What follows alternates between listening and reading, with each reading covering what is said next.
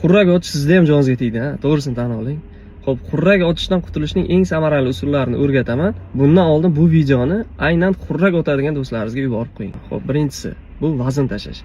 Boya aytdik, demak, semizlik bo'ladigan bo'lsa, demak, vaznni tashlash orqali, demak, yog'larni eritgan holatda yuqori nafas yo'llarini ochib yuboramiz va bu o'zidan, demak, xurrakni yo'qolishiga olib keladi. Ikkinchisi, zararli odatlardan voz kechish, ya'ni spirtli ichimliklar ichish va sigaret chekishni tashlash.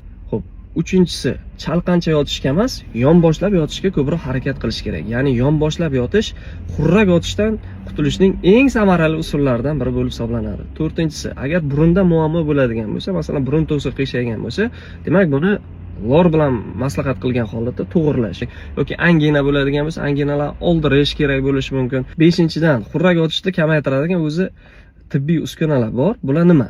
Bular ko'pchilik ko'rgan, masalan, burunni katagini kattalashtiradigan, demak, antixrab uskunalar.